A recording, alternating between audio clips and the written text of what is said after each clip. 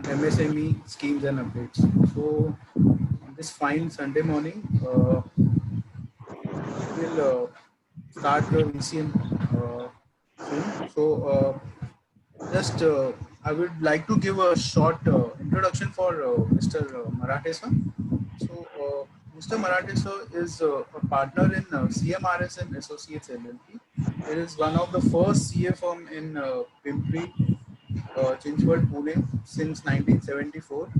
So Mr. Marathe started practicing as a one-man, just starting, and then it rapidly started going to LLP with 150 plus staff. Mr. Marathe sir has completed BCom. He's a FCA. He has completed BSA. He has completed diploma in insurance and risk management. He's completed diploma in international banking and finance. He's also a certified arbitrator by ICAI. As far as experience of Mr. Marathe is concerned, he is a practicing professional and he's a CA since 2002. He has earlier worked with ICICI Bank as an area credit manager in SME funding. Also, few positions are held by Mr. Marathe, which are he's an expert director with the Kalyan Janta Sarkari Bank Limited since 2015 June, and also he's a speaker on MSME matters on various forums such as ICAI, SME organizations, banks, and colleges. Mr. Marathe sir is also a speaker on union budget for since last 6 years. Mr. Marathe sir has written several articles in leading journals on topics of MSMED Act and MSME schemes. He's also ex-managing committee member from Pimpri Chinchwad branch of ICAI since for 2013 to 2016. So with this short introduction, I would request Marathe sir to start guiding us. So, thank you, sir. Yes, good morning, friends.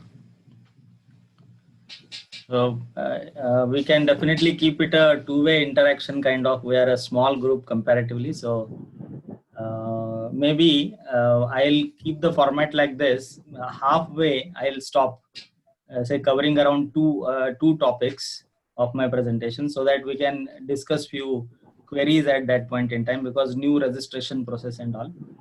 And then the scheme part of it, the MSME related scheme part of it, I can take in the next session, so that we can keep it interactive. I have a presentation which I'll start sharing now.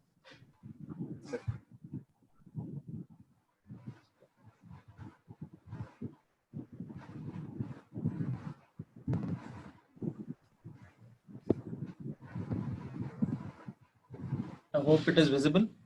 Yes, sir. Yes, sir. You can, yeah, perfect.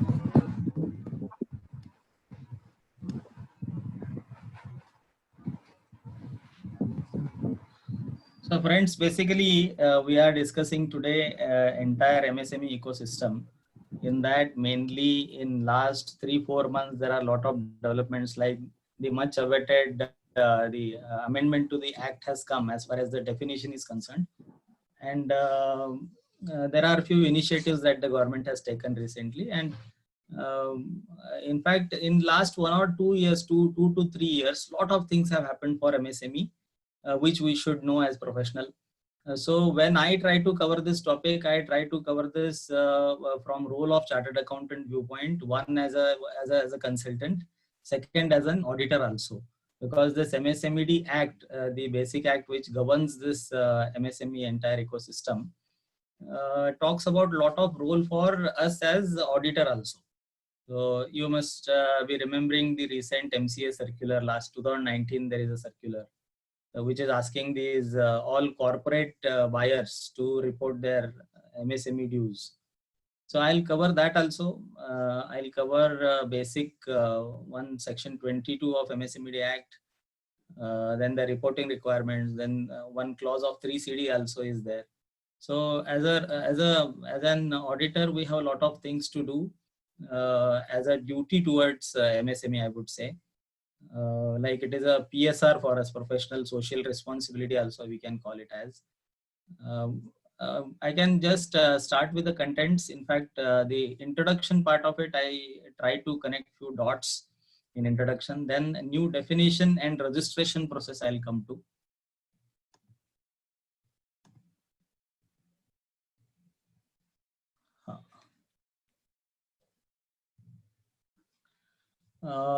Then I'll be covering provisions of MSMED Act, which I was just discussing, our role as a chartered accountant, our role as an auditor basically. Then the recent developments. So there we cover few initiatives, incentives, or recent developments which are enablers kind of. So in these four the headings, I'll be covering this. So as I just suggested, we can stop at say definition part of it, say around 10 slides. So then we can discuss the basic definition related changes or the practical things regarding the new website. So we can definitely discuss them, and then we can go ahead. So that is my proposal. Immediately to start with, just to connect the dots, as I said, MSME is micro, small, medium enterprise. We all know they are popularly known as SME, MSE, SSI. You call them as small scale units. They are, especially after this introduction of 2006 MSMED Act. They were then we started calling them as MSME or SME or MSE kind of. But before that, it was small scale industry, and even the act was called as SSI. Some earlier law was there. So after 2006, these the concepts have came in. These are basically the manufacturing and service units. Let us be very clear about this. Trading is specifically excluded. Trading activity cannot be registered as MSME. So once they cannot register, so they cannot take the benefits also. That is very clear. But there are exceptions to that. Specifically, in few cases, even the trading activity is given some benefits which are otherwise made for MSMEs. We'll come to that. We'll discuss that also. Then this all these buzzwords of mudra, startup, stand-up, restructuring, interest subvention, this all is for this MSME sector only. So why for them ये सब उनके लिए क्यों है? तो they have good strength, so their importance is very very critical for any economy. So 6.5 crore units, which include home, cottage, village, tiny units. Let us not think of only those MIDC units when we talk about MSME. So they are 11 crore plus workforce, second biggest after agriculture. So जो भी ज़्यादा employment देता है वो government के बहुत नजदीक है, या फिर जो वीकेस्ट सेक्टर है गवर्नमेंट उसको नर्चर करेगा. सो जैसे एग्रीकल्चर में कुछ भी हुआ तो इमीडिएटली गवर्नमेंट इज देयर. वैसे ही they are second largest, they are comparatively weaker, thin margins. तो they have lot of importance from any government view point also. So therefore this is their 6,000 plus products. They contribute around 8% to GDP, 45% to total manufacturing output, and 40% to exports. Hence, they are called as priority sector. We all know in terms of banking, they are real backbone of any economy. They are classified as priority sector. Banks have reserved fund for them, and hence they are very very close to the government. कि इनको कुछ भी हुआ तो immediately government जागरूक है, या फिर it is trying to give them, strengthen them as far as possible. Every now and then some scheme is brought in for them. This strengthen this sector, which is very very crucial for any economy. So because they are so important, we should know about them, because we as professionals also, we serve a lot of MSMEs. In fact, for all small and medium practitioners, they are the main clientele, we can call them as. So we should know about them, we should know their pain also, and then lot of enablers which are creating some opportunities for us also. So from both these angles, we should study this subject. We all know, friends, the new definition has come in from 1st July. If you have to give you a small history about this new revised definition, this was awaited from 2015, in fact 2014-15.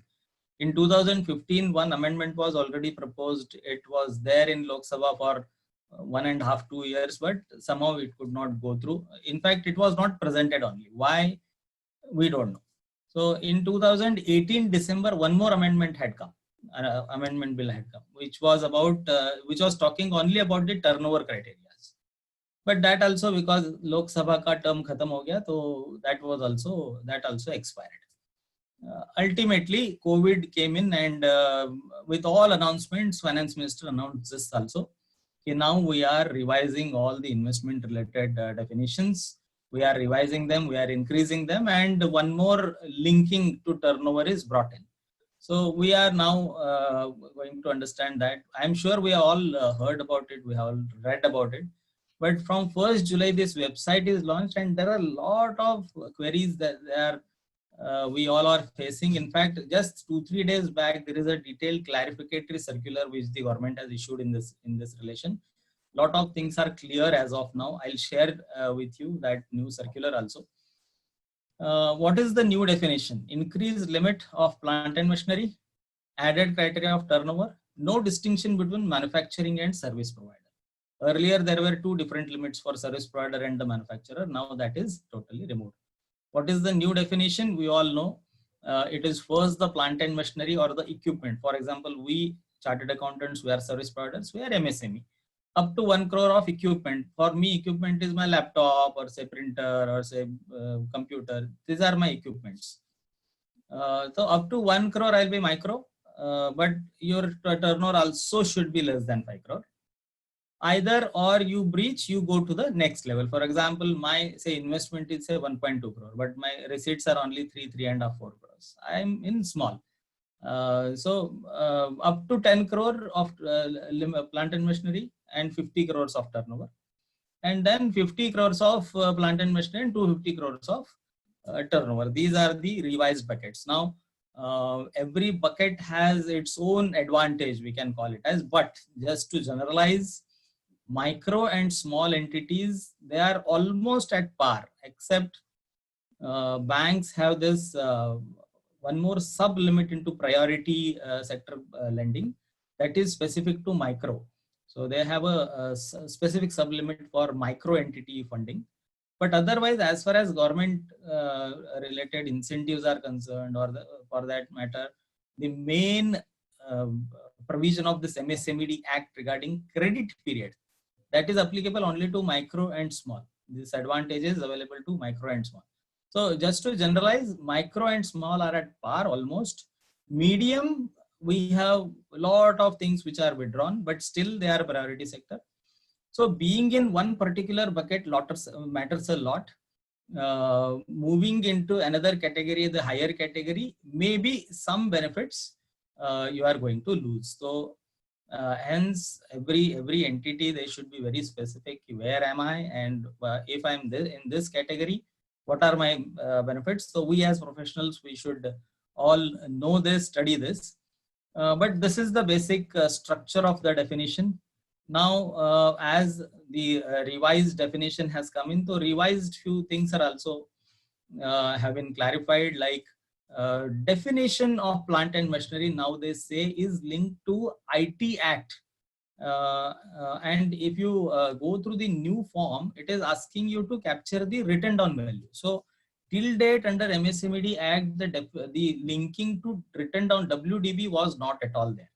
But now the form is capturing it, the application form for MSME, as well as the circular also is also saying it is linked to IT Act. Now IT Act ideally captures the WDV only. So this question had come in, why WDV is being talked of. So now the government has given a circular, a clarification will come to that. But now it is very clear, all tangible assets as per Income Tax Act, other than land and building, furniture and fixture. So is there a change in definition also of the plant and machinery? The answer is yes, very much yes. They are departing from the earlier definition of gross block of plant and machinery. Now it is almost final that now it is other than land and building, furniture and fixture, all tangible assets, and WDV, that is what is coming in. So cost of investment, ideally, even in one place the circular says the invoice value And in one place they are saying ki for classification, the year-end WDV will be considered. I'll not confuse you, but I'll definitely clear the things. Because of 3 days back, the circular which has come in, now it is very clear that classification, as far as the plant and machinery, the limit is concerned, it will be the WDV as on the year end. So that will be considered. I'll share that circular right away with you. There are a lot of clarifications that are given, but one of the clarification is this: value of plant and machinery or equipment. There are clarifications sought by entrepreneurs regarding valuation of plant and machinery or equipment on cost or purchase price while filing the Udyam registration. Para 3, clause 4 of the circular reads as follows: the expression plant and machinery or equipment of the enterprise shall have same meaning as assigned to the plant and machinery in Income Tax Rules 1962, framed under Income Tax Act 1961, and shall include all tangible assets other than land and building. Now, what the clarification says, it is clarified that online form for Udyam registration captures depreciated cost on 31st March each year of the relevant previous year. Therefore, the value of plant and machinery equipment for all purposes of notification dated 26/6/2020, the last notification which has come in, which is amending the act, and for all the enterprises shall mean the WDV as at the end of the financial year as defined under Income Tax Act, and not the cost of acquisition or original price, which was applicable in the context of earlier classification criteria. So we should say a lot of clarity here. WDV will be the deciding factor. Good, but it is total departure from the earlier definition or the intention of the law, I would say. If you have invested and your cost of acquisition is so and so, then based on that only you will be classified.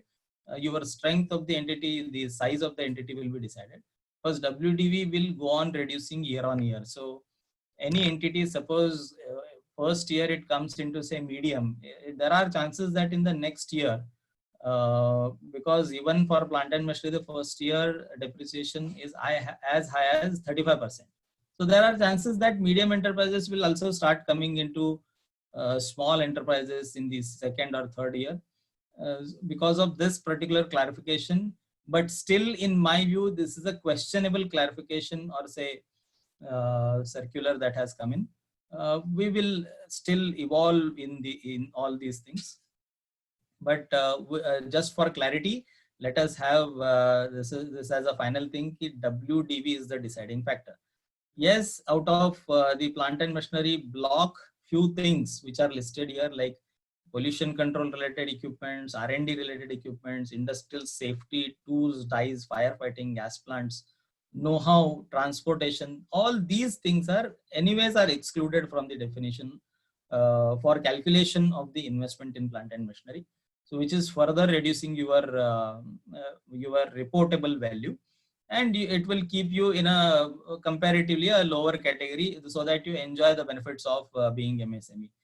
Just as a statistics to give you, 99% of the business entities registered in India will now be, because of this higher limits, will now be classified as MSMEs.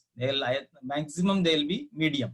That means only 1% of the business entities in India have a turnover of more than 250 crores. This is the government data. So you just think of how beneficial it will be for the business as a whole. Being in medium is also advantageous. Yes, maximum of them will be in medium, who were otherwise earlier in, they were out of this definition, they were considered as large. They will now come and sit in the medium classification. They will get some definite benefits from as far as bank funding and all those things are concerned, which is welcome, we should say, on one hand. And yes, opportunity for us as professionals, that is also very important. Turnover, a simple clarification, one liner, that only export turnover of goods and services shall be excluded. It is the turnover as informed to income tax and GST, that is net turnover only, minus the export related turnover. This is the final clarification. Now, turnover for previous year will be considered, or is it dynamic? So going by the wording of the circular, and my conclusion here is it is dynamic. Whenever you are crossing some limits, suppose you are registered in some category, and as the year graduates and you cross some say turnover limit, which otherwise was classifying you in say micro, so up to 5 crores of turnover. So suppose in a year in September, October, you cross this turnover of 5 crore, you will automatically be classified as small. Your category will change at that point in time, but they have given a very welcome clarification that suppose you are in micro and you graduate to the say upper category, your benefits of micro will continue. In fact, I'll come to that. But one very important thing which we as professionals should note here, because is all units with GSTN listed against the same PAN shall be clubbed and collectively treated as one enterprise. Turnover and investment figures of all such entities shall be aggregated. Only aggregate values considered for deciding the category as micro, small or medium enterprise. So one thing is very clear, friends, ki the one PAN, one URN, that is Udyam registration number. All entities linked to one PAN will be clubbed and one Udyam registration will be given for that particular entity. So for example, why I am stressing on this point is we get some requests from our clients ki, say I have this Aurangabad unit and here the investment is less than 5 crores or say 10 crores, and you issue this certificate that I am coming into small category. My turnover is less than 50 crore and my plant and machinery in Aurangabad is less than 10 crore. And he has a unit in say Pune also, he has a unit in say Uttarakhand also, for example. So all three put together, he may come into medium. But if you take only Aurangabad unit, he will come into say small or even micro possibility. So why he takes this certificate? Because he has got a request from his customer that please inform whether your investment in plant and machinery is well within these limits and give us a certificate from a chartered accountant. So friends, in this earlier there was a confusion, I should say, or there was no clarity as such under Udyog Aadhar regime. People used to generate 2 or 3 Udyog Aadhars for different units. Now it is very much clear, made very clear by the notification itself that one PAN, one URN. So just don't give any such certificate for branch specific requests. Whenever a client is coming to you, you inform him that your Udyam registration is for the entire company. So this individual certificate certifying your plant and machinery or investment and then classifying this unit into say small or micro is not possible. So here we should be very careful. I am sure you as practicing or chartered accountants must have given these, maybe in the previous regime, some requests must have come to you. But now because of this clarity, we should educate our client and see that multiple units, multiple activities, but one URN is very clear. As I was talking to you, updation of information, the important thing here is what happens once I move from one category to another category. Government says whenever there is an upward change, you will retain the same category for 1 year from the end of the financial year. As I was talking about, suppose in September I cross a certain limit. So immediately in September, you will not be classified in the next category. You will retain that category till the end of the financial year. That means suppose September 2020, I am crossing a limit. So my next classification will come into effect in 1st April 2022. That is 1 year from the end of the financial year. What happens if I am going down? So from say medium to small or small to micro, there up to the end of that particular financial year, my category will be maintained. In a way, it is very clear that the registration status will change every year on 1st April only, because of any upward or downward graduate the change whatever is taking place in my business activity. So we have to wait and watch what things are really taking place as far as the registration process, the online form are concerned. I mentioned to you even the WDV linking, why, when, how, they have to still explain, even though the clarification has come. Whether this plant and machinery and the turnover related figures are will be considered on dynamic basis, on real time basis, and then on real time basis we will get that intimation that now you are moving to next category, but it will be effective 1st April. So these things are yet to be made clear, but as far as today's position is concerned, they look to be dynamic. They look to be 1st April would be the deciding date for any change in status of any entity. Then WDV is going to play a major role. So a lot of entities who were otherwise getting classified as large even in the new definition because of their gross block of plant and machinery, because their WDV now goes below 50 crore, even they may come into the medium category. So these are the things about registration. Then the process we all know, we thought earlier that Udyog Aadhaar website only will be updated or enabled for new registration also, but no, Udyog Aadhaar is going out of existence and udyamregistration.gov.in is coming in. Again, a very recent thing, Udyog Aadhaar was disabled from 1st July itself. But again, 2-3 days back only, they have again they have enabled that website to update the information. There is reason for that. This is the new Udyam registration portal. You see two windows. One is the new registration window.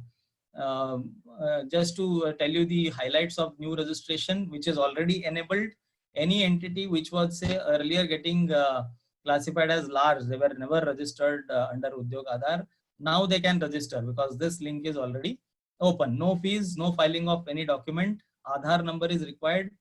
GST and PAN is required. That is also made optional till 31st March 2021. No enterprise shall file more than one registration. We already studied this. Any number of activities in one Udyam registration. And this is the window for new registrations. And what is for existing enterprises? Before 31st March 2021, they have to register. This is what they first declared. And then Udyog Aadhaar website was disabled. But this particular Udyam registration and for existing entities, from 1st July, the same message is coming. We are coming soon. So that particular window is still not open. So those enterprises whose Udyog Aadhaar registration was required in many places, they want to change their business activity, they want to add some business activity, they want to add some unit to their existing setup. So they were totally disabled, neither Udyog Aadhaar nor Udyam registration. So they have realized this and they have enabled the Udyog Aadhaar website so that you update your Udyog Aadhaar till 31st March. And as of now, Udyam registration existing entity related window is not yet operationalized. At least enabling of Udyog Aadhaar will suffice the purpose for the existing one. But this requirement remains कि before 31st March you have to come into Udyam registration portal and your Udyog Aadhaar will be then discontinued. The enterprises registered till 30th June shall re-register in accordance with the reclassified in accordance with the new definition. That is what they have told. This is the new. This is the window for existing entrepreneurs who were either having EM2 or Udyog Aadhaar memorandum. This was the 1st, 2nd July related window. But today, if you go and click on this update the Udyog Aadhaar, so a straightforward message is coming, we are coming soon. So again, just to conclude or summarize, Udyog Aadhaar website is still live. You can go and update all your information for all other purposes which you need, for bank, for subsidies, for many other purposes. So you can update your Udyog Aadhaar. Udyam registration for you is still on hold. Hope that within say months time they uh, internal all things are set right, and then they enable this and gradually shut down the Udyog Aadhaar website. One important thing which approximately simultaneously was launched was this particular website. I would suggest all my friends here to visit this website. This is one stop solution at champions.gov.in, which is called as a facilitation and grievance redressal of enterprises. So government is claiming this is one stop solution for all MSME related subsidies, grievances, and many other things. So even I am studying this website, the features of this website, to serve our MSMEs better in terms of management related consultancy. I would say studying of this particular website will help us. Government also wants ki MSMEs, all their issues are addressed on one website. So this is one good step, I should call it as. And I call upon fellow professionals also to visit this website and see what value addition it makes to us and to the MSMEs. With this, friends, as I promised you in the beginning, I want to stop here. If you have any queries, or we can start even the chat box if we have something. Yes, So sir. we can. Yes, sir. There's one question from Mr. Doshi, sir. So, suppose if the entire turnover is exports for our organization, so do we become a small enterprise even though total turnover is say less than 100 crores? Yes, certainly, certainly. So suppose any entity which wants to start a business, so even they can register under Udyam Aadhaar, Udyam registration. Udyog Aadhaar was about once you start the business, then you registered. Under Udyam registration, even a proposed entity can be registered. So proposed entity only formed, but no business is yet started. So always any new entity will come into micro only. You can go and register yourself as micro. That's it. So your question is also very clear. The answer is you register yourself as micro. Definitely plant and machinery will matter. Based on the plant and machinery investment, just ignore the turnover part of it and register in that particular category. Thank you, sir. I would request members to ask if any questions. Any questions are there? Yeah, there's one question. For a new registration to be obtained now, the turnover, investment, etc., to be mentioned in registration will be as on what date? That's what, as on date. As on date. Not as a closing year for 31st March 2020. No, no, it is as on date. Say any entity, suppose they want to register, see, even for those entities who were not into MSME as of now, because they were getting classified as, say, large, their investment was more than 10 crores. So for them, you can take 31st March data also. For new entities, it is about they are just starting. Say, suppose they started in August. So they had nothing in March. So for them, it is the current data. For entities who are now coming because of the revised definition, for them 31st March data can also be taken. Government has said that for the first time registrants of self-declaration based data we will accept. So you can, for those who are already into business, now coming because of new definition, take 31st March data. For new entities who are just starting, you take the current data.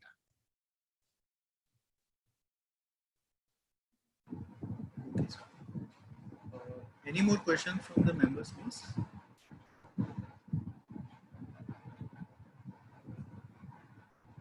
can also open the Yeah, mics and discuss anywhere yeah. you want. Yeah. I have a question regarding, sorry, for 5 minutes I was not there. Have you answered about if the entire turnover is exports? In that case, do we become small enterprise even though my turnover is say 200 crores or 100 crores? I don't know whether you answered the question, but for 2 minutes I was out. Yes, sir. We have answered. So I will again.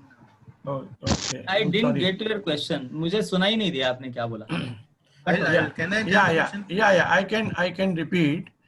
Can you hear me now, Mr. Marathe? Yes, please go ahead. Okay. My question is that there is a unit which has a export turnover of 100 crores and there is no domestic or local sales. Okay. You told that you have to exclude export turnover while counting the turnover. Correct. So then do I become small enterprise even though my turnover is say 100 crore or 150 crore? Yes. If your plant and machinery is below 10 crore, above 1 crore, you become small. Yeah, still Correct. I can become small. Certainly. Okay. Just Okay. exclude the entire export turnover and then calculate the turnover. Okay. What is the logic for excluding export turnover? Promotion, sir. They want to keep as many entities as possible into this definition. Okay. Noted. And I could not understand little more clearly about upward and downward. You said for if my turnover reduces from, then it will be from next year, but increases then it is after 1 year later on. That is what you mentioned, right? Correct. So then I get benefit when I'm increasing actually. I retain my status for 1 extra year. Correct. Right? That is correct understanding, right? Again, benefit is given to the maximum extent, right? Like okay. That. Yeah, it is benefit. I agree. Correct. Any incentives are there earlier? Yes. There used to be, what incentives are available? So I am covering that in my next next part. Yeah. Okay, fine. Okay, thank you. Okay, thank you. Any other this thing we want to discuss? And this entire process is online. There is no. It is faceless, or there is a. It is totally faceless. Totally faceless. Okay. Not even submission of any scanned document. Only feed the information. Okay, fine. Okay, thank you.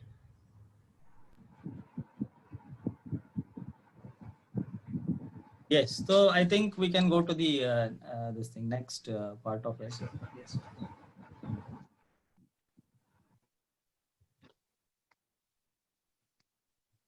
Just for bandwidth issue purpose, I have kept my video also off now. So hope that is fine. Friends, with this, the provisions, very important provisions of MSMED Act. As I said, this is the basic law governing MSME matters. 6 chapter, 32 sections. So if you sit and start reading, not even an hour is required to complete the first reading of it. 2006, it has come in. The basic objective is to facilitate promotion, development, and enhance competitiveness amongst MSMEs, to regulate the credit period, and to provide a single legal framework, quick resolution of disputes. And disputes are specific to the receivable management. That is, MSME has sold something to its customer, and any dispute regarding its sales are covered under MSMED Act. So let us define the problem of MSMEs first. We all know the longer credit period, the lengthy litigation. Hello.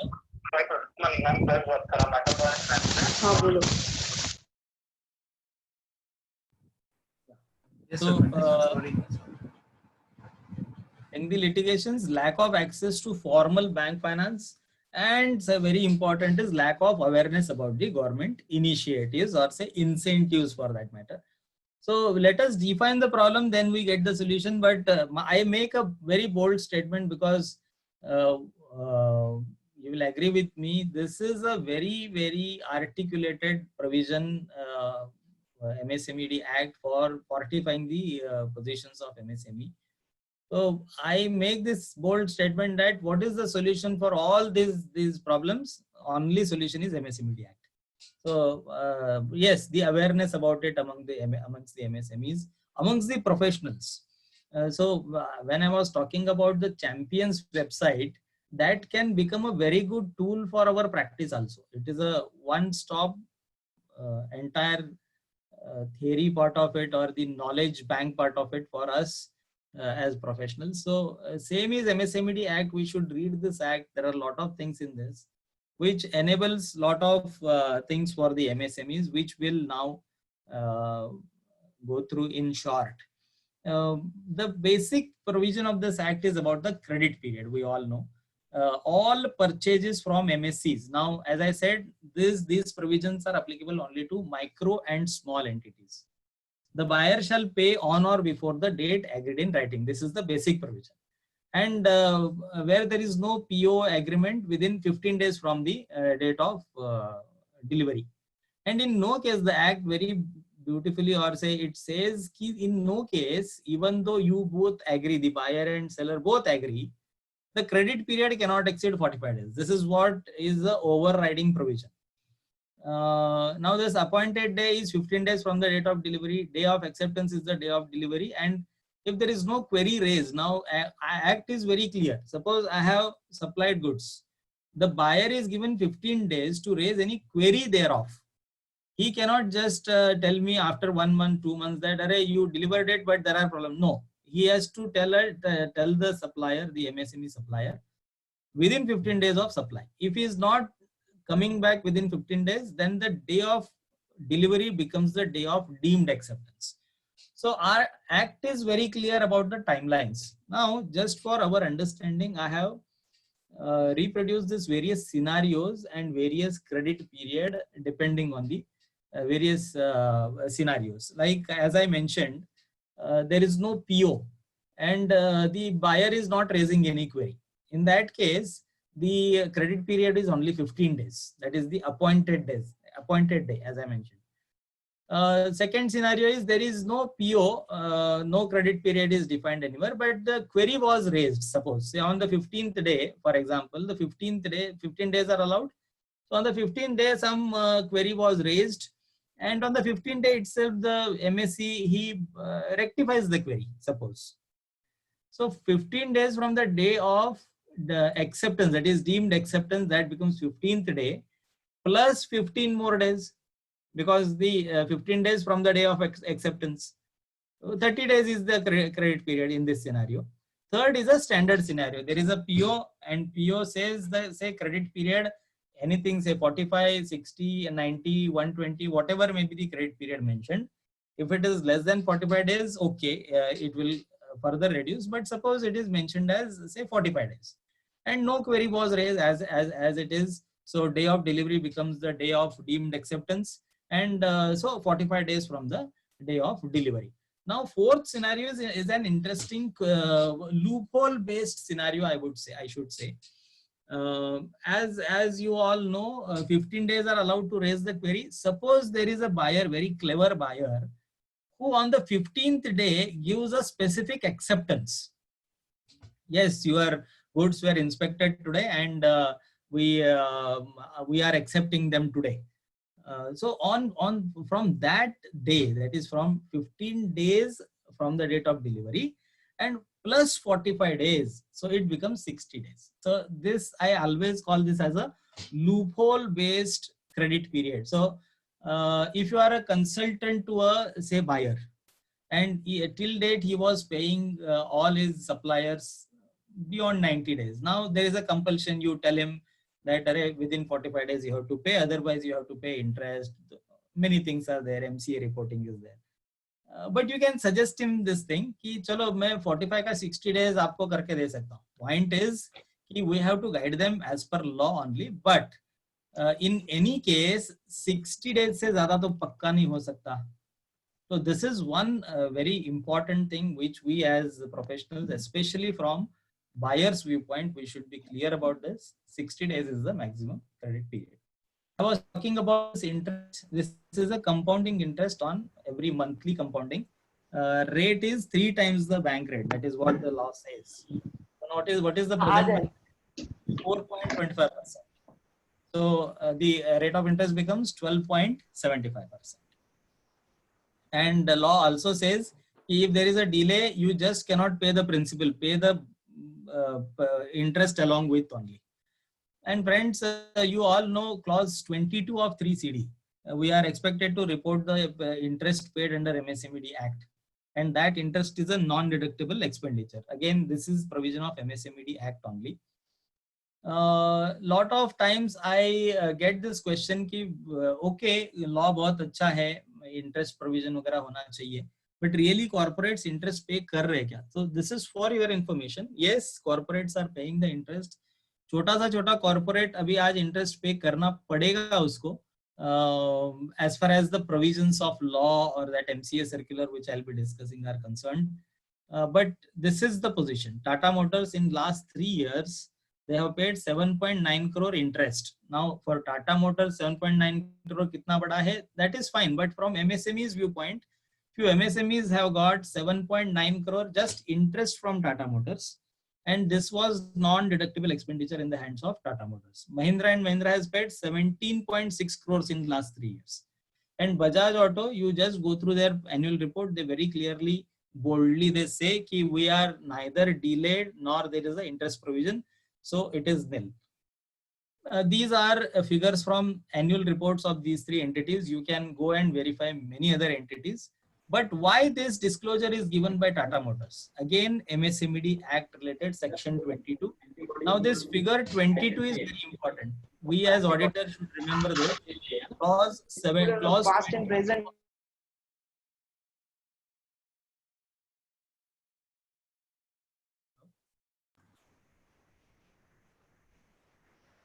Hello, am I audible? Yeah. Yeah. Mr. Marathe, can we raise question if we want, or we have to wait till the end? What do you suggest? We can, let me complete this, sir, so Fine, that we fine. can. Okay, thank this topic I'll just complete and then Okay. again we can stop. you. Okay, thank So you. please remember this number 22. Auditor's role. There are 3 things which I'll come to. One, I already told you, is clause 22 of 3CD, reporting as a tax auditor. Now disclosure under section 22, any buyer required to get his accounts audited under any law for the time being in force, such buyer shall furnish a 5-point info in his annual statement of accounts. So Tata Motors, Mahindra and Mahindra, they have reported only because of the MSMED Act's requirements. So for any entity for that matter, not only the corporate entity, any entity to which any audit is applicable under any law. This is what is the wording of the act. They have to report these things. These 5 things have to be reported. I have again, for better understanding, I have rearranged them or have produced in a meaningful manner. Interest and principal paid beyond due date during the year, जो भी delay हुआ, कितना principal delay से pay किया है, उस पर interest भी pay किया क्या, उसका detail दो. फिर interest and principal outstanding year end के फिगर्स बताओ कि एमएसएमई को डिलेड कितना पेमेंट बचा है और उस पर तुमने प्रोविजन कितना, टोटल प्रोविजन ईयर एंड का कितना बचा है तुम्हारा, तो वो बताओ. फिर interest due for principal paid beyond due date, यानी मैंने प्रिंसिपल तो पे कर दिया, ये जो 1.5 लाख दिख रहा है उसमें से प्रिंसिपल मैंने पे कर दिया है, ऐसा कितना इंटरेस्ट है, तो वो 80,000 है. तो बैलेंस क्या है, 4th point is balance interest कितना बचा है, यानी 116 लाख जो तुम्हारा डिलेड है उस पर का इंटरेस्ट कितना बचा है, तो वो 70 है. 5th very important point, suppose मैं 30th अगस्त को मेरा बैलेंस शीट साइन कर रहा हूँ, तो बैलेंस शीट साइनिंग डेट पे भी ये क्या है, नोट्स टू अकाउंट्स में वो भी डालना है. So these 5 point agenda is very clear. Again, I am saying role as an auditor, we have to, as part of PSR, we have to educate our corporate buyer auditee and inform him that you have to classify, you have to pay, if not paid, provide for interest and pay the interest. Those things are part of our duty. So I'll come to this particular thing in detail again when I discuss the MCA circular, very important. Just to proceed again on law point, the MSMED Act related provisions. If there is a dispute between the 2 parties, so how the dispute is resolved? Friends, it is resolved through arbitration and conciliation. यानी किसी को अगर receivable में problem है, उसने supply करके रखा था, पहले बहुत अच्छा चल रहा था, 90 डेज का क्रेडिट पीरियड था, वो भी मैं एंजॉय कर रहा था, बट अभी 90 डेज नहीं, 120, 150, 180 भी हो गया है, he is not responding. So what will you do? आपको कहीं पे लीगल में तो जाना पड़ेगा. So you need not go to civil court. That is the beauty of this. जैसे ग्रीन ट्राइब्यूनल बैठता है या फिर बहुत सारे ट्राइब्यूनल्स बैठते हैं अंडर वेरियस लॉज, तो यहाँ पर भी एक ट्राइब्यूनल बैठता है which is called as MSC facilitation council. ये कहाँ पे बैठता है? तो एवरी डिस्ट्रिक्ट हेडक्वार्टर में ये बैठता है। महाराष्ट्र में अराउंड 7-8 काउंसिल्स है, 3-3 जिले के, 4-4 डिस्ट्रिक्ट्स के मिलके एक एक काउंसिल बना है। Pune has a council, I think Thane has a council which is sitting. तो we should make use of this, and इसमें भी ऑनलाइन प्रोसेस है, I will tell you that, but the dispute is resolved through conciliation and arbitration process, and there is a mandate to this facilitation council to resolve the dispute within 90 days from the date of reference. Now this is the website again. Some respectful member was asking me whether all this is paperless, faceless. Sir, even filing this complaint or say filing this claim, that is the dispute related claim against my buyer, is also paperless, is also faceless. And this is the website, samadhan.msme.gov.in. So on this website you go, you fill up those details, and yes, here you have to attach few things like the PO, the invoice, the delivery challenge, few things are asked. So based on this filing itself, auto-generated mail goes to your buyer asking him to pay within 15 days. So again, hardly a year or so back, this enabling provision was created by the central government, which has eased the entire recovery process or dispute resolution process to a large extent. Notice गया, notice के बाद अगर कोई response नहीं आया, then the hearing process starts. Hearing is also conducted as per the arbitration act only. Like they make us sit together, decide on something and resolve the dispute. If nothing is happening, then they go for the decree kind of, and then the execution petition, those things follow. But important here is the dispute resolution related provisions under MSMED Act and its ease, especially in last 1 or 2 years. Just to conclude about the provisions of the Act, Section 24 very clearly says कि all these provisions are overriding provisions. Interest का deduction नहीं मिलेगा, 3 times the bank rate है, 45 days से ज़्यादा तुम बात ही नहीं कर सकते. All these are somewhere overriding. So this was challenged in Madras High Court, whether these provisions hinder my constitutional rights. कि तुम कौन होते हो, मैं 60 दिन का क्रेडिट पीरियड लगाता हूँ, मियाँ बीवी राजी है तो तुम्हारा क्या प्रॉब्लम? पॉइंट इज कि it is a constitutional right कि मैं कर सकता हूँ 70 दिन का, 80 दिन का, 90 दिन का मेरा क्रेडिट पीरियड में रख सकता हूँ. These provisions were challenged, and I recommend all my friends to read this Eden Exports case of Madras High Court. Petition was dismissed. Point is कि even there is a judicial backing to this act, very strong act, and MSMEs should know about it. And again, my duty as a professional is very important. Point is, very strong act, and MSME should know about it. So, sir, we can again stop, not a problem. For any queries. Mr. Marathe, you explained about the Eden Exports case of Madras High Court. My question is that if both parties, as we mentioned here, agrees that I want to take 90 days credit, suppose, and MSME agrees and even the buyer agrees, yeah, and nobody complains, still is it allowed or it is not allowed and I need to pay interest? I know many large companies like they write a tender that credit period is 90 days. If you are looking for less than 90 days, don't apply for tender. Then what should be done? They cannot tell that officially.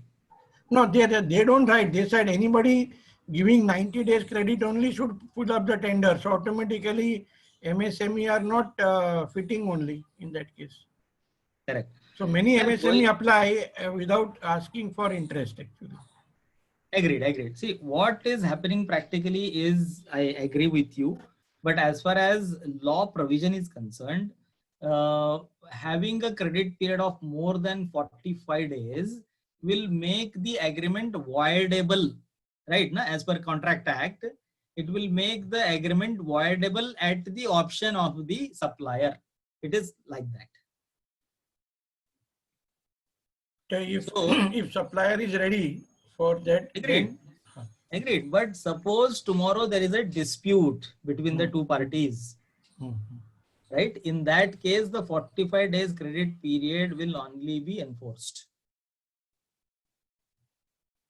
so only in case of It is, dispute, basically. yeah, yeah, certainly, certainly. If no So, dispute, then it is okay. there is no dispute. You are enjoying the credit period. 90 days क्या 180 days भी होता है. Okay. If you are enjoying, enjoy. जिस Got it. दिन आपको लगता है कि नहीं अभी enjoyment का time खत्म हो गया, then it is Then you about can apply. Okay. exactly. Fine. Okay. Yes. Because I was surprised how, small suppliers are doing business with large companies like L&T who have such specific condition of 90 to 120 days credit period actually. As far as I have seen, they first try to know ki whether you are MSME or not. If you are not MSME, especially MSC, micro and small entities only, because now, as I said, 99% of the entities are covered under MSME. So for medium enterprises, this credit period related advantage is not at all there. So for micro and small, all these big corporates, they try to give them within 45 days only, at least my knowledge goes, they will not document it. They will definitely try to, without documenting whatever they want to do, they can do it. But they'll first try to understand whether you are MSME or not. If you are MSME, they'll try to negotiate the price and then pay within 45 days. So I'm sure a lot of professionals, they are getting these letters from their MSME clients, that they have received a letter from their customer asking whether please inform if you are MSME, give us a CA certificate or give us the Udyog Aadhaar registration. So these letters are coming from especially the bigger corporates. They are coming now. We as a chartered accountant, have you covered separate presentation for us also anywhere in your presentation, or it is common for both service sector and goods supply sector? Yeah, I have covered in my next slides. It will come. My duty as an auditor, as far No, as not as an auditor. If I have to collect money from a customer, then the process is same. so process is same. Suppose I have rendered some services and there is a dispute, or there is a credit period more than 45 days. So can I ask interest from our client? Certainly, certainly. No, I normally, what I ask my client who comes to me for say some dispute resolution is, I give him 5 more minutes to think whether there is dispute or not. You first decide. Take 5 more minutes. Yes, you are troubled. You are writing mails and they are not responding. Everything is fine. But if this is the normal thing and you can still hold, you hold and try that, you get your money. But if you think no, something different is happening this time and they don't seem to be paying me, no intentions to pay me, then you go for this. So definitely, sir, we can go for recovery. We can go for our claim if there is a dispute. Okay, thank you. As an auditor, do we need to report if credit period is more than 45 days? I am coming to that. This is a specific question. So, should I go to the next part? So there's one question from Varsha ma'am. If the entity was not an MSME, when the happened? Yeah, this is a typical question. So yes, no problem. When transaction took place, you are not MSME, no problem. You register today and then go for the claim.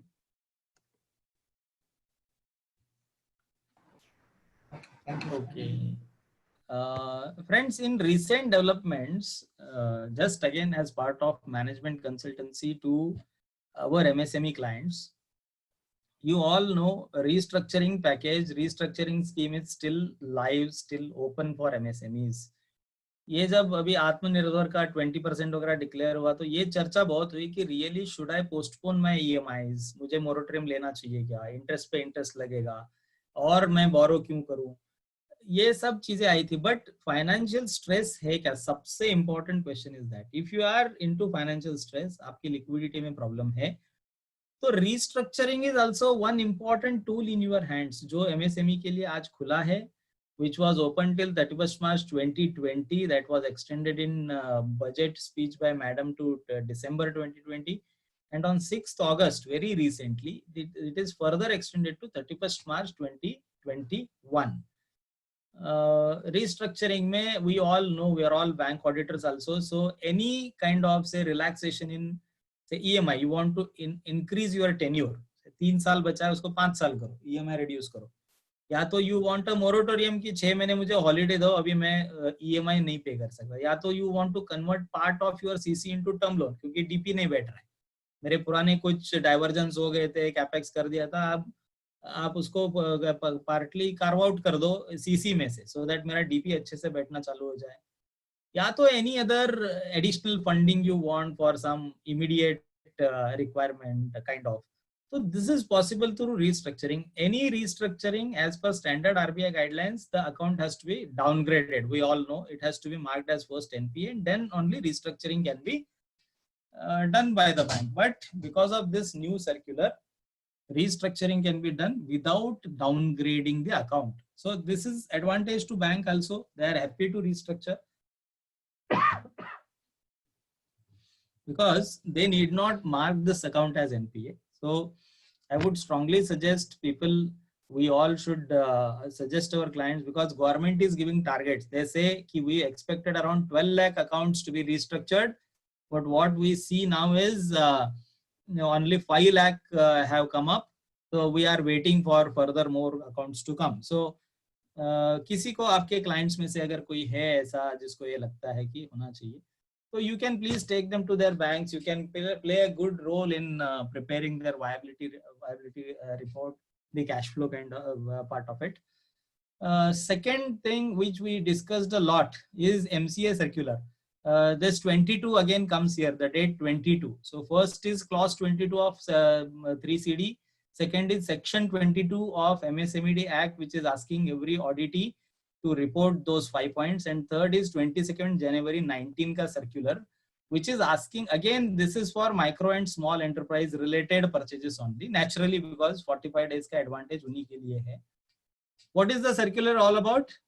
अगर आप company हो, आपने MSME से purchase किया है और उनका अगर क्रेडिट पीरियड 45 डेज से ज्यादा हुआ है, तो you are called as specified companies. If you are specified company, then you have to file this information to MCA.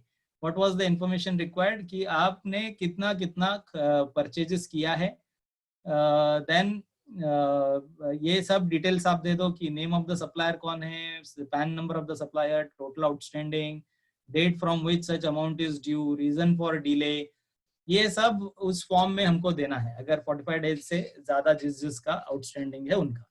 तो इसमें इंटरेस्ट दिया क्या, इंटरेस्ट प्रोवाइड किया क्या, इंटरेस्ट पे भी कर दिया कि नहीं, ये कुछ भी नहीं पूछा है. सिर्फ इतना ही पूछा है कि आपने परचेजेस किया है क्या, किया है तो पे किया है क्या, अगर पे नहीं किया है तो आगे का ही पूछा है.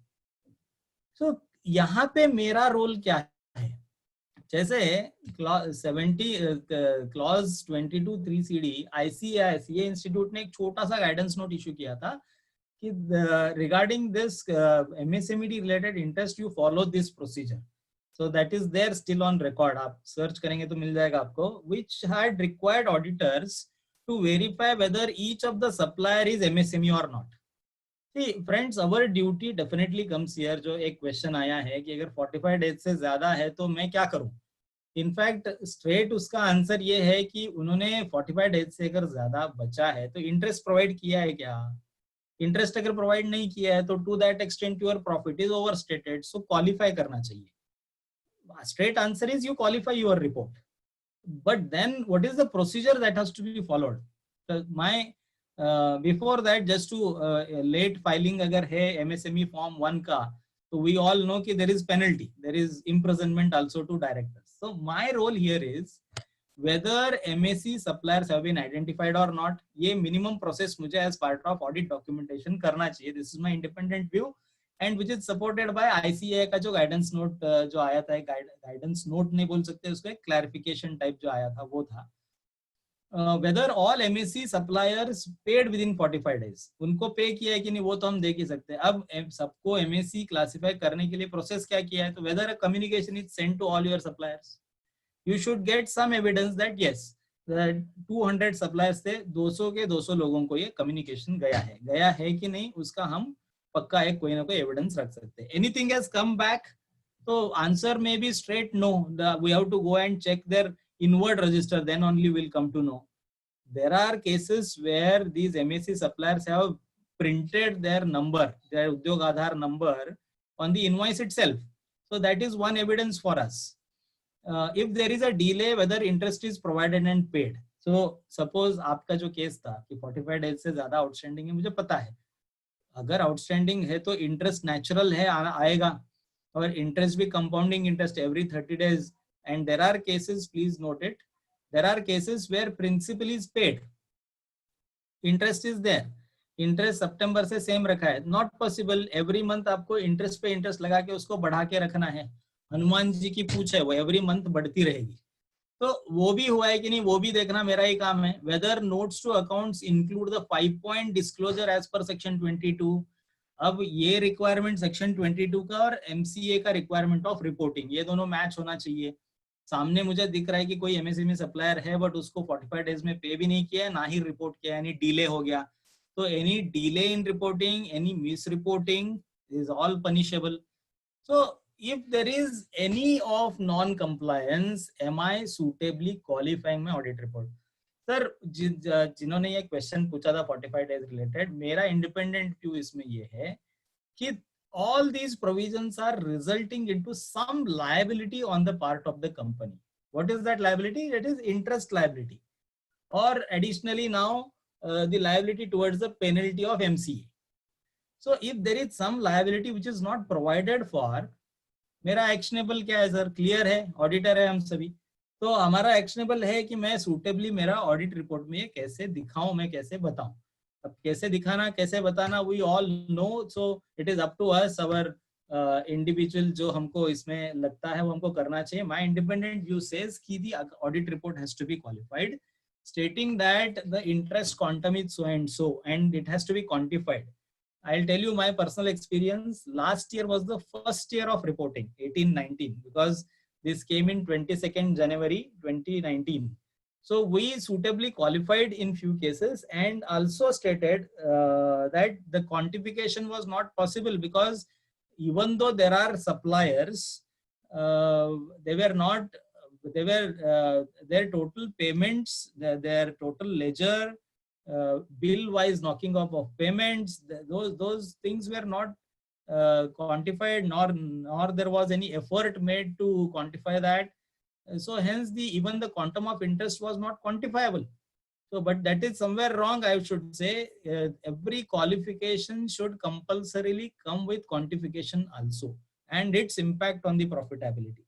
But now 19-20 being the second year, we cannot give the same note or same qualification. Now it has to be quantified and the entity has to be made to quantify this interest, and it has to be mentioned and the impact of it on the profitability of the company. This is what is the actionable in my view. As of now, the biggest leeway or say the excuse which these corporate buyers they give is कि हमने तो letter लिख दिया but हमको किसी का reply आया नहीं, या फिर 50 लोगों का आया तो भी 2 लोगों का आया, ऐसा. This is the loop hole again, I should say. But friends, believe me, this उद्यम registration portal probably is making this search enabling on their website. So किसी को excuse नहीं रहेगा. udyamregistration.gov.in ये जो वेबसाइट है, पैन नंबर हर एक buyer का कैप्चर्ड है, ये जिसने रजिस्टर किया है. So based on the PAN, you can verify whether particular entity is registered under Udyam registration or Udyog Aadhar or not. You assume a day when this is enabled, corporates को तो excuse रहेगा ही नहीं, even auditor को भी कोई excuse नहीं रहेगा, because this is the enabling provision. You can go and search any PAN. 200 लोगों का PAN सर्च करने के लिए 2 घंटा लगता है सपोज, तो उसको यूज करके we may have to search it and there will not be any excuse. Point is कि जैसे MCA का सर्कुलर आया वैसी बहुत सारी चीजें आएंगी just to regulate this thing, क्योंकि MSME is a very crucial backbone kind of any economy. So paying them within 45 days is also very, very, very crucial. Hence, this is something which may come in, and we as an auditor, we should be prepared for it. Again, next thing, which is enabler provision kind of, I'll just proceed on this, that is government e-marketplace. I'm sure we must have heard about it. This is one opportunity kind of for all our MSME clients.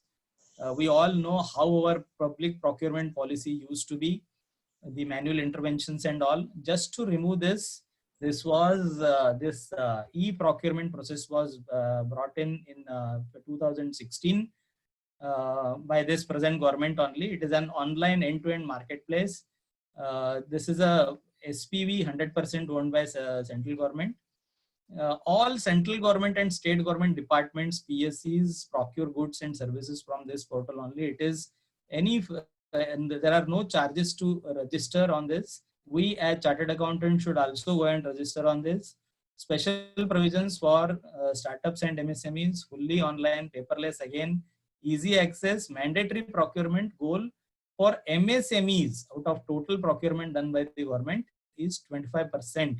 So sub target again is for these communities and classifications. This is the data available on this GEM website only. As of now, total registered buyer organizations, this is all, they are only government and related entities, 45,000 of them. And how many sellers? 4,12,000 are seller service providers registered. Product category is close to 7,000, service category 130, products 19 lakhs, service offerings 32,000, orders 42 lakhs, transaction value 56,000 crore, and MSME seller service providers as of now out of 4 odd lakhs, around 1 lakh, around 25% again are MSME suppliers. So MSME's total value that is traded on this platform is 57%. Now this is the present status of it. What is the potential? Now let us come to that. Promote your all MSME clients to register on this. Total annual government procurement in India annually is 34 lakh crores. यानी इतना government purchase करता है annually. हमने देखा 2016 से आज तक GeM पे टोटल प्रोक्योरमेंट कितना हुआ है, तो 57,000 करोड़ का हुआ है. इट इज क्यूमुलेटिव, 3 साल का, 3.5-4 साल का क्यूमुलेटिव, एनुअल के 1.6%. And government itself is saying कि इसको हम 10 गुना करने वाले हैं कमिंग 2 सालों में. That is 5,70,000 crore. So this is the potential. ये नया बिजनेस है ऐसा बोल सकते हैं क्या? तो मे बी नहीं, बट जो इस प्लेटफॉर्म पे जाएगा, जिसको ट्रांसपेरेंसी चाहिए, वो इस प्लेटफॉर्म पे जाके नया अपॉर्चुनिटी डेफिनेटली सर्च कर सकता है. I will give you one simple example.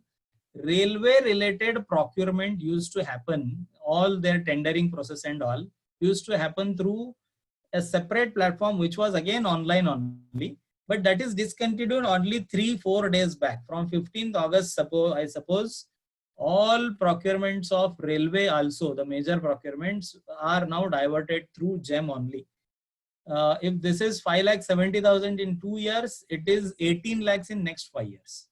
So MSME share shall be 15% of the entire procurement. Why not? And 25% is anyways compulsory, and voluntarily government can definitely purchase from them. As part of recent development, I am just presenting this before you.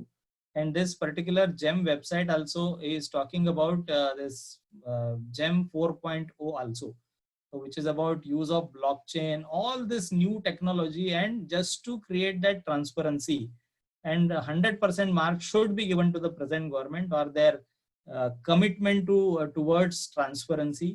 Wonders can happen in this, but only thing is we should be there. We should be registered. That is very important. ना हम पीछे अगर रह गए तो train तो निकल जाएगी. तो point is we should get registered. There is one more thing, Bharat Craft, which is coming in association with SBI. Government wants to create our own e-portal for MSMEs like Amazon or Alibaba. A lot of times Gadkari ji had spoken about this. Again, this is something which is coming in, no present platform for this. Finally, I'll handle trades and I'll maybe stop. We can discuss that. Trades Friends is again one more new platform, I should say. Hardly 2.5 years. You being in Mumbai, I am sure you must all be knowing about this. Law बनाया, interest provide करो, नहीं तो आपको legal में लेके जाएंगे, फिर recovery में जाएंगे. This is all is fine कि पिनल प्रोविजंस बना दिए, बट एनेबलर्स बनाए क्या? तो एनेबलर्स ऐसे बनाए कि there is a platform wherein corporate buyer है, दूसरी तरफ एमएसएमई सेलर है, एंड देयर आर बैंक्स भी इसमें एम्पैनल्ड है. This is like a exchange wherein buyer and seller, they have a good understanding,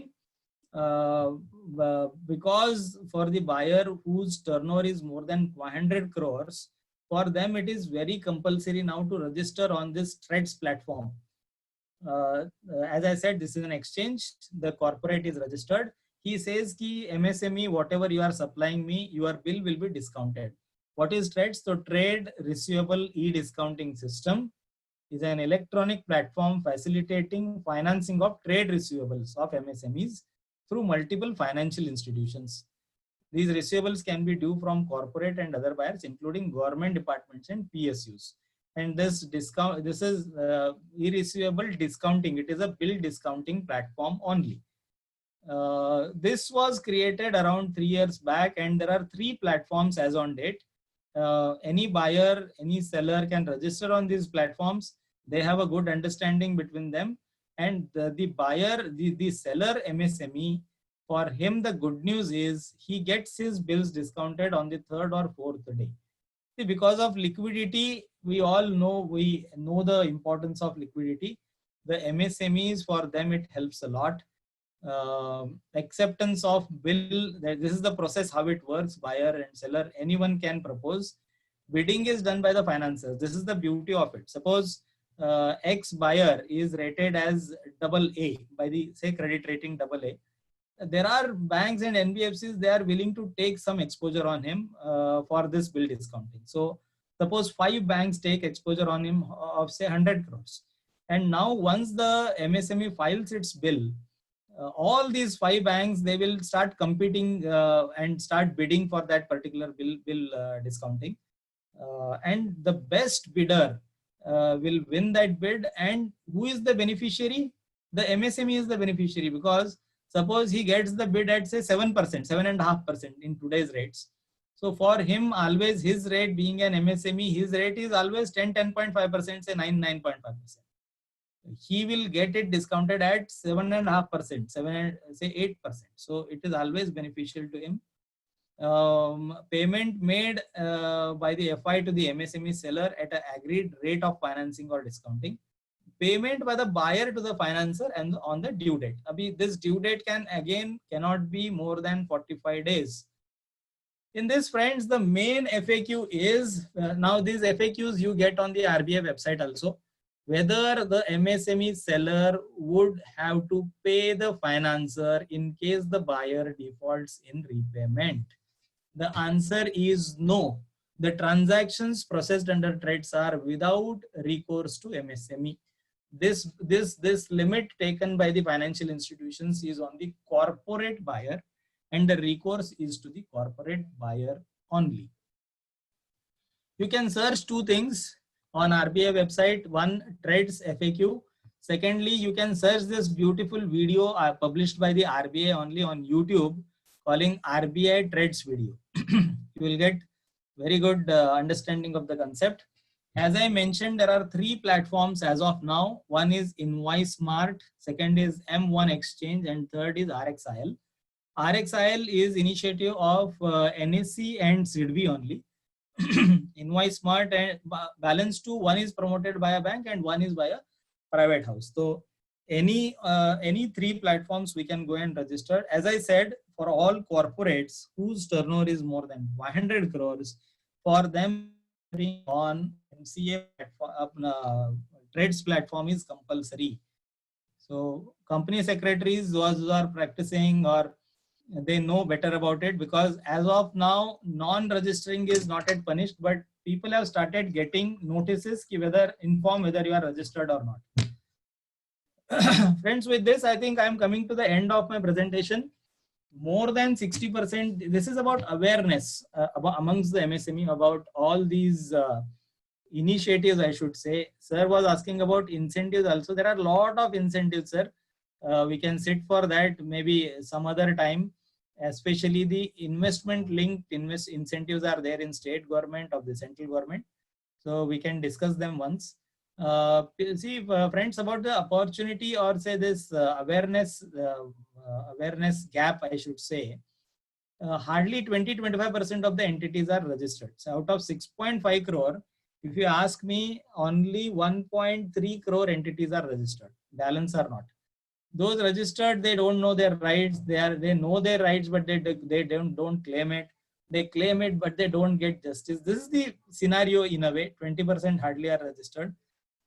Very important CRISIL study, I should say, which says if these MSMEs are paid as per the provisions of the law, their profitability will go up by 15%.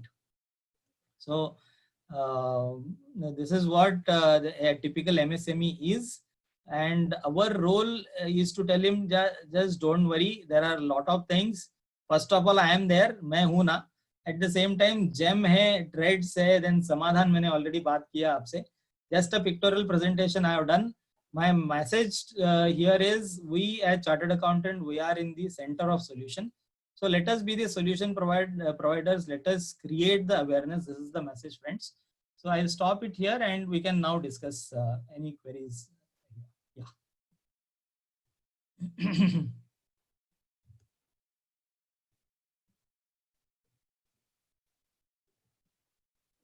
If credit term is 120 days, then we can pay within 120 days or 45 days, still applicable.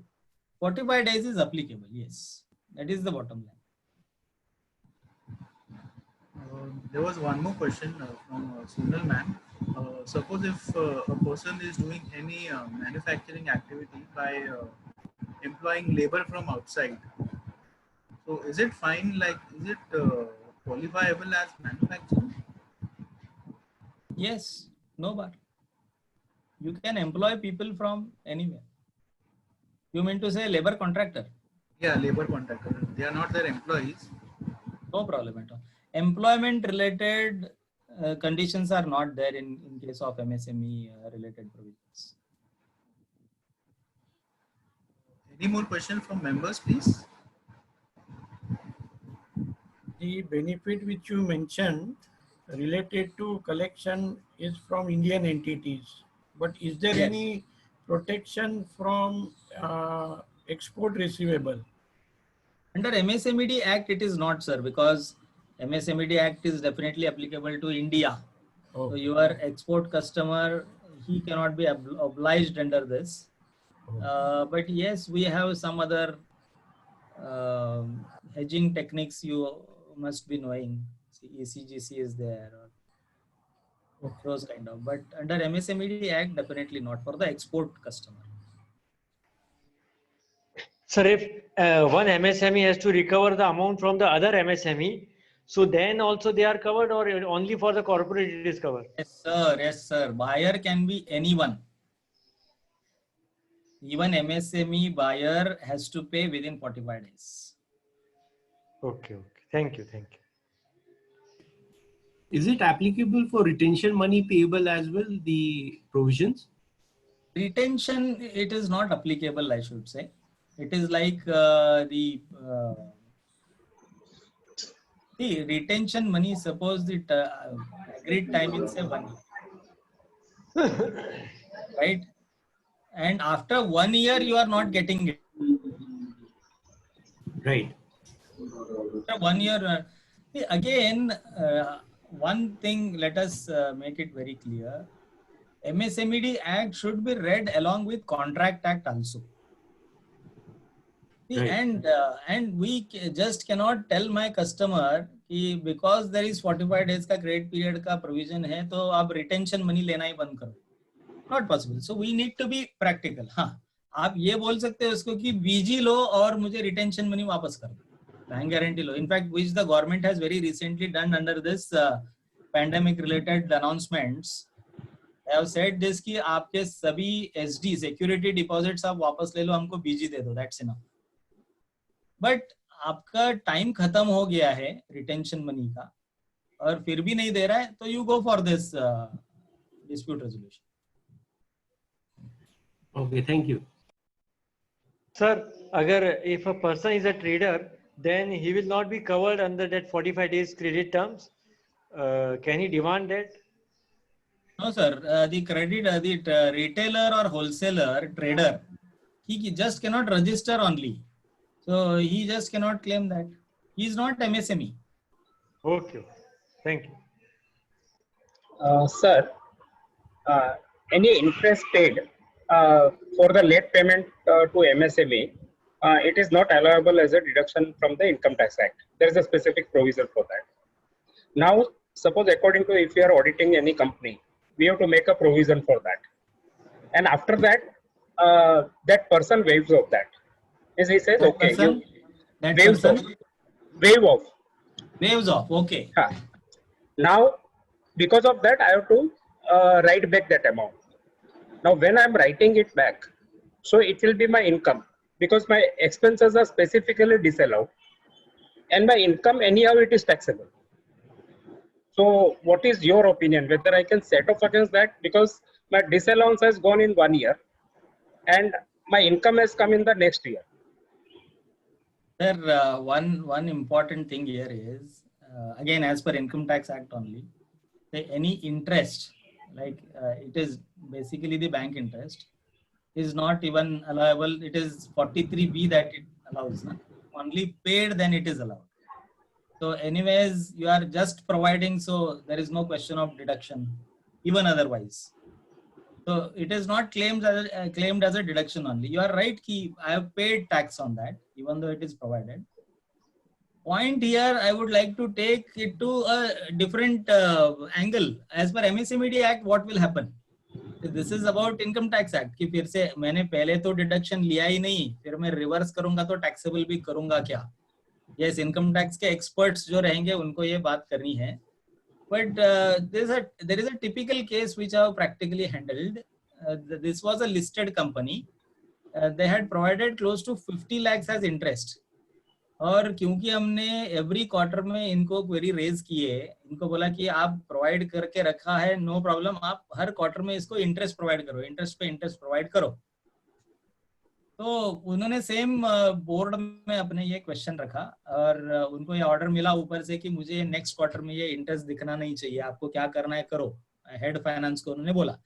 तो they went to a supreme court advocate to take some opinion और उन्होंने एक beautiful opinion दिया है उसपे 1 pager का. They said कि जब आपने इनको क्लासिफाई किया है तो इसलिए आपने पूरा ड्यू डिलिजेंस करके क्लासिफाई किया है इनको, फिर आपने इंटरेस्ट भी प्रोवाइड किया इन पे. दूसरा आपने ये किया कि इंटरेस्ट तो प्रोवाइड किया बट आपने जब प्रिंसिपल दिया उसके साथ इंटरेस्ट नहीं दिया, so it's a continuing default. तो आपको इस पे इंटरेस्ट और इंटरेस्ट प्रोवाइड करना ही चाहिए था बट आपको पे भी करना चाहिए था. आपने इतना पूरा अपने बुक्स में अगर प्रोवाइड करके रखा है, now how can you say that it is not claimed? अभी आप अनक्लेम्ड या फिर ऐसा बोल के राइट बैक करोगे तो और कॉम्प्लेक्सिटीज आपके बढ़ाएगा. So his opinion was very clear कि you chase that person and give it to him. That's it. Chase कर करके उसको दे दो. हाँ, इसके करने के तरीके और हो सकते हैं, उसके मैं बात नहीं करूंगा. तो how it has to be done, basically you are right कि अगर वो claimed ही नहीं है, सामने वाला खुद बोल रहा है कि मुझे चाहिए ही नहीं, मुझे relations चाहिए. So it is up to us कि how it has to be planned. But as far as I hope मैंने MSMED Act related आपको provisions clear किए. या फिर उसकी लीगैलिटीज थोड़ी सी बताई. As far as income tax act is concerned, अगर वो डिडक्शन लिया ही नहीं है तो मैं इनकम लूं कि नहीं, इस पर डिस्कशन हो सकता है. Thank you. A small loss making paying every supplier after 45 days due to lack of funds. Calculating interest and reporting delays payments will be very big task by itself, which the party will not do. How can the auditor qualify such interest, which will be very time consuming, loss making buyer? Correction above. Okay. No, you are right. You are right. Maybe a very small private limited company, there it is very difficult. Suppose all his purchases from MSMEs only, the service provider, job worker, small manufacturer, you are right, it is time consuming. In that case you decide how to qualify his report. क्योंकि मैं हमेशा ये बोलता हूँ कि MCA का circular थोड़ा जाल बिछाने जैसा है. वो जाल में किस किस को अटकाना चाहते हैं, सिर्फ वो कंपनी को कि ऑडिटर को भी लपेटना चाहते हैं, किसको पता है. तो let us be safe on our side. कि प्रैक्टिकल डिफिकल्टीज आर देयर, और ये इंटरेस्ट कैलकुलेशन भी इतना इजी नहीं है. ये एक्सेल की अच्छी सी शीट बना के आपको हर इनवॉइस का डेट, देन डिलीवरी का डेट, देन पेमेंट का डेट, वो सब कैप्चर करना है. It is about educating the buyer also. है lengthy process, I completely agree with you, इसमें प्रॉब्लम्स है, बट अपना ड्यूटी हम करें, बेस्ट पॉसिबल जो है वो करें, वो बेहतर रहेगा.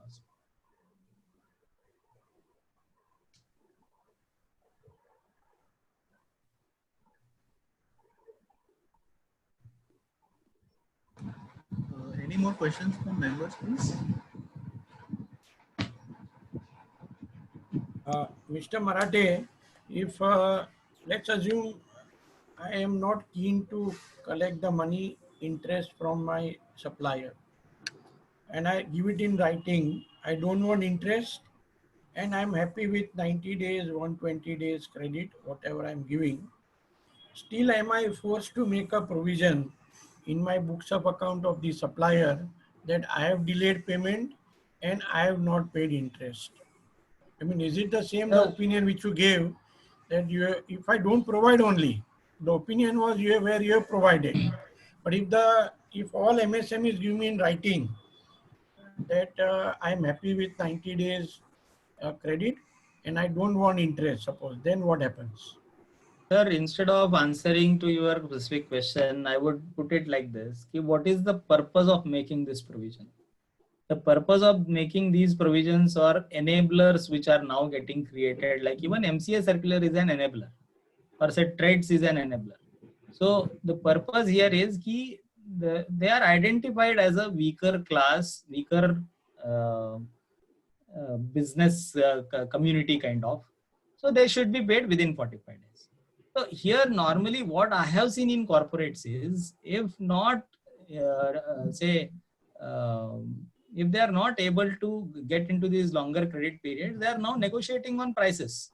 So they will say कि भाई अभी तक तो मैं 90 days 100 days लेता था, अभी चलो मैं 45 days में पे करना चालू करता हूँ, तुम मेरे बहुत ही वैल्यूड सप्लायर हो, बट तुमको मैं 45 डेज से ज्यादा दिखा भी नहीं सकता, कंपल्शन है, कल को जाके ये ऑनलाइन भी हो सकता है कि मैं छुपा ही नहीं सकता, तुम बोल ही नहीं सकते कि तुम एमएसएमई नहीं हो, या तो फिर तुम रजिस्टर ही मत करो.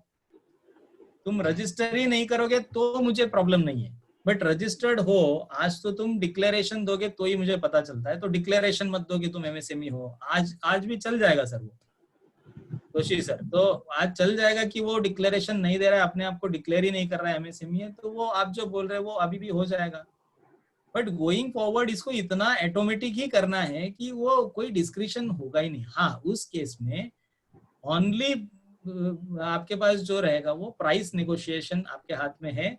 आपको अल्टीमेटली फंडिंग कॉस्ट कैलकुलेट करना है, टाइम वैल्यू ऑफ मनी का सभी क्वेश्चन है यहाँ पे, उसको अच्छे से आप डिस्कस करो, उस पर आप एक कोई अच्छे से प्राइस नेगोशिएट करो और खत्म कर दो. 45 डेज का क्रेडिट पीरियड पक्का रख दो, दोनों हैप्पी हो जाएंगे. सर आप जो बोल रहे हो तो उसमें क्या है कि we are dealing with MSME. अभी एमएसएमई को खुद को बिजनेस चाहिए, they are not able to get the business, and if they put this condition, then even those who are giving them business, they will say, okay baba, we don't want to deal with you. So whether the time will come that people will not deal with MSME and they will like to deal only with those who are not registered with MSME. Sir, Because नहीं, मैं समझ गया आपका, नहीं पूरा समझ गया sir. मुझे ये क्वेश्चन बहुत आता है, बट मैं थोड़ा सा इसको इस एंगल से देखता हूँ कि आप सोचिए ना, कोई भी कस्टमर जो रेप्यूटेड है, उसको एक अच्छा सप्लायर भी लॉन्ग टर्म अपने साथ रखने में इंटरेस्ट रहता है. वो डेली शॉपिंग को नहीं चाहता कि आज ये नहीं तो वो नहीं तो वो, ऐसा नहीं चाहता. वो क्वालिटी भी देखता है, वो चाहता है कि मेरे सप्लायर्स नर्चर हो. मैंने ये भी देखा है कि टाटा महिंद्रा जैसे अपने, जिनका मैंने तो एग्जाम्पल बताया विद इंटरेस्ट वाला भी, उन्होंने तो प्रोग्राम चलाया कि अपने टॉप के 100 के कस्टमर्स सप्लायर्स को कैसे मैं और उनके यहाँ पे फाइएस लाऊं, उनके यहाँ पे कैसे मैं लीन मैन्युफैक्चरिंग लाऊं. पॉइंट इज दोनों तरफ से देखने की जरूरत है इसमें। जब तक आपके हाथ में है तब तक ठीक है, कंपटीशन भी है और डिपेंडेंसी भी है। I agree to this. इसीलिए मैं बोलता हूँ कि इमीडिएटली कुछ ऐसा हो गया तो जाके केस ठोको, ऐसा होता ही नहीं है। हम तो एडवोकेट्स नहीं है कि बोले कि चलो देख ही लेते हैं उसको, ऐसा हम बोलते नहीं है।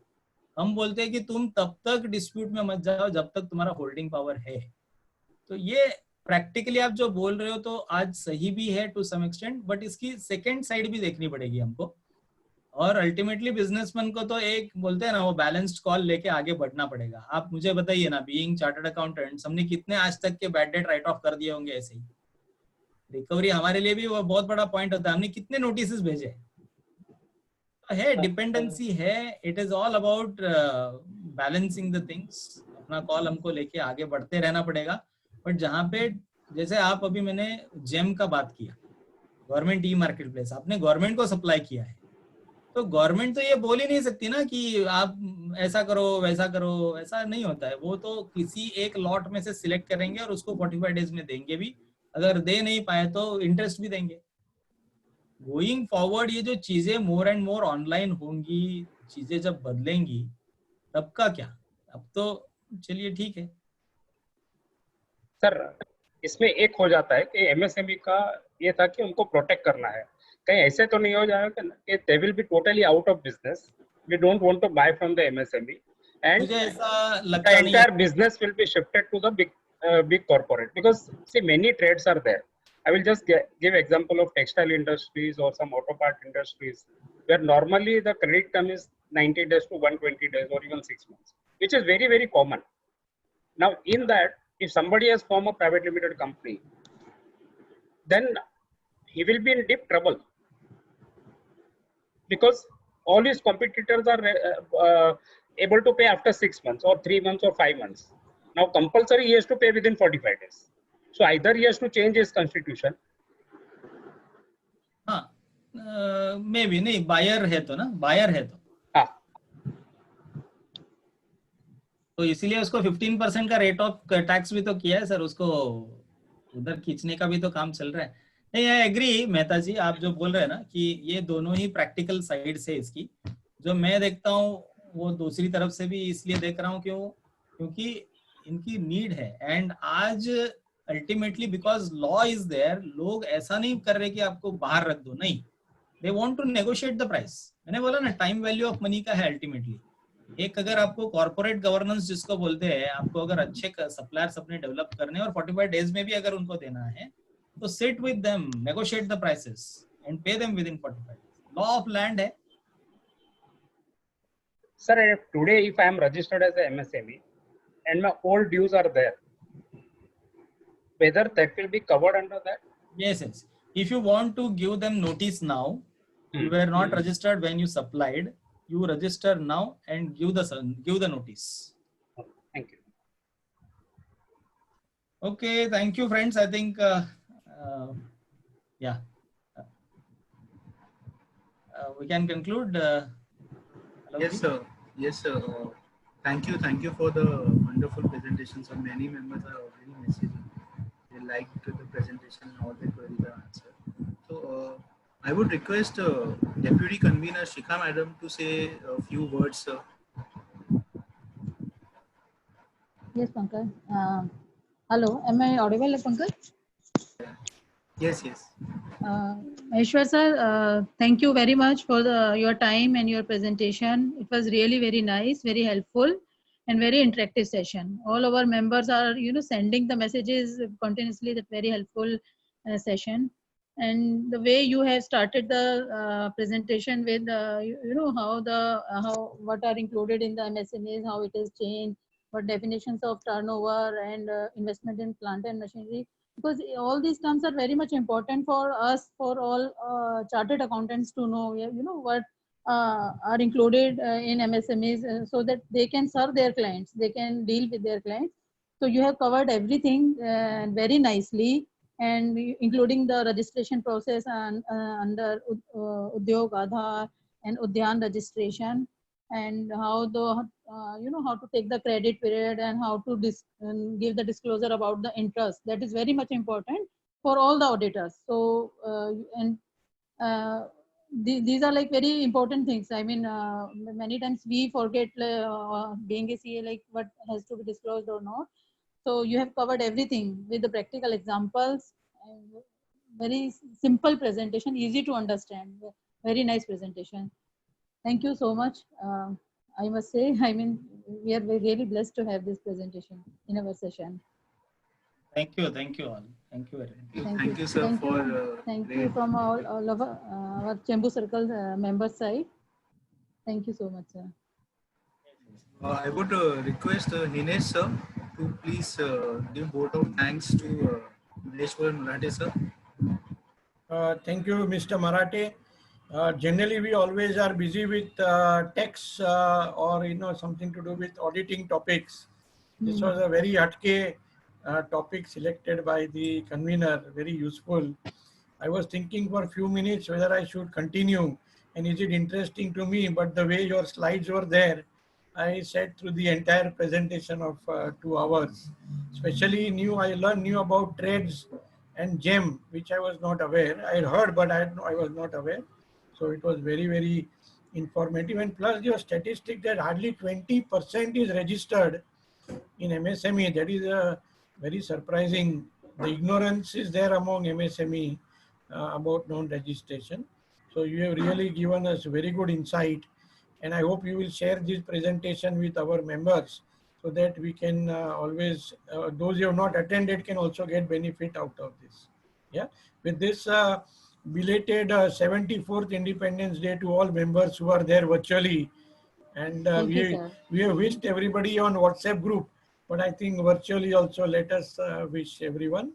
And thank you conveners for arranging this great session and a great speaker. Thank you very much.